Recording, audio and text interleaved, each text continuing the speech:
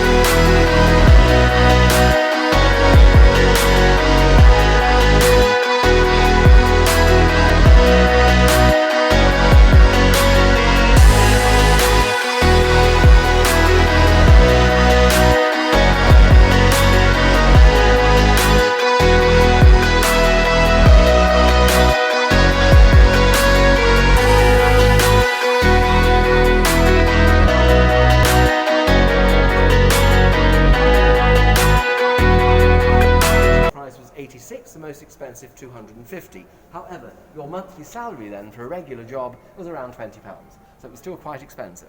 Now the world cruises we spoke about earlier on, for a first class ticket for 3 months, £10,000. I know you could buy a house then in the UK for £4,000, so it was double the price of the average house, but it was filling up. From that first refit we had with the balcony cabins, it really did start to pay off and profit was beginning to be made. These original chests of drawers are from the QE2. I think it's brilliant we still have them. This bed is accurate in length, but that's about it, but it gives you a size perspective.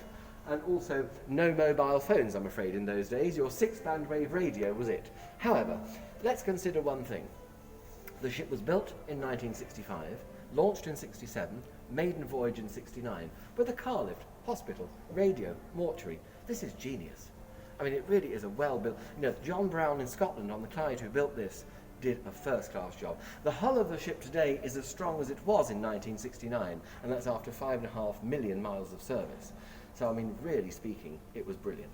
Let's have a look around here now. Now, ladies, one particular for yourselves, you might remember or still know Marks and Spencer. These were the dresses of the day, crimply numbers. I can see my mother in this for a start. That was definitely Mum, probably my nan in this. These were your second-class apparel on the QE2 when she was in service in the 70s, along with your Samsonite suitcases. I mean, I still have a Samsonite, as a matter of fact. Not like this, but nonetheless. So this would have been second class, purely and simply because your first was Louis Vuitton, Cartier, Aquascutum, Louis, and in fact the QE2 was the first ship in the world to have a seagoing Louis Vuitton on board, and later on the first ever branch of Harrods. So it was at sort of first all the time. And as I say, the Titanic movie portrayed the distinction very well indeed. It was like that to a huge degree. But before we go on the ship, I'd like to discuss a couple of questions we're asked here, an awful lot. How did the ship arrive in Dubai, and why Dubai? So let's put both of those, so to speak, to bed.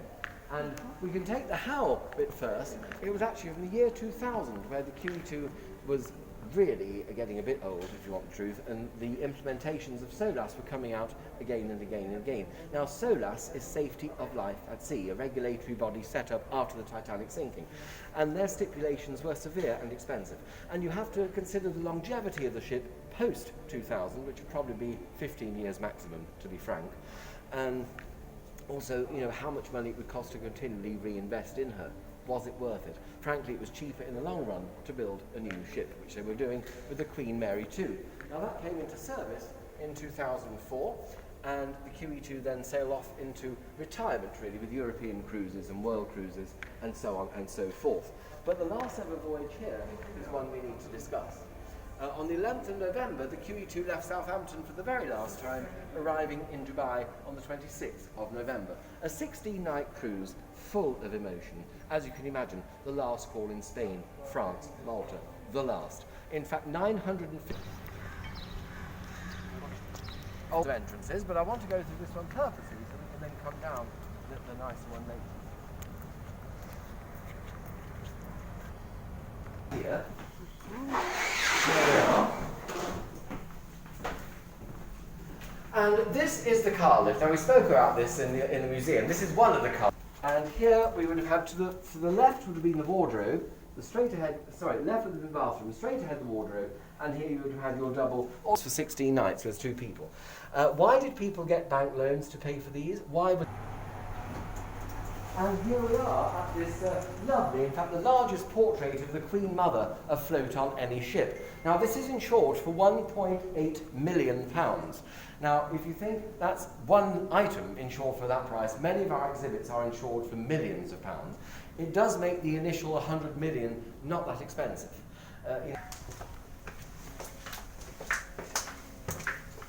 Excuse me a moment.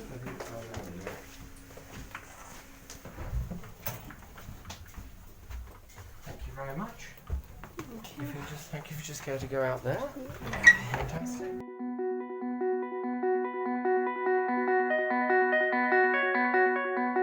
Where do we go from here? Where do we go from here? Where do we go from here?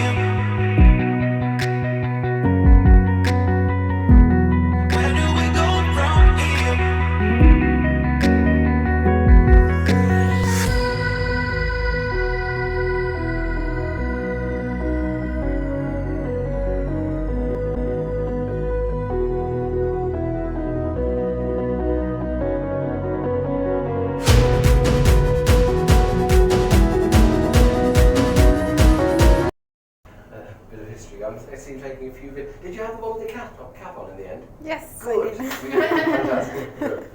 That's a memory.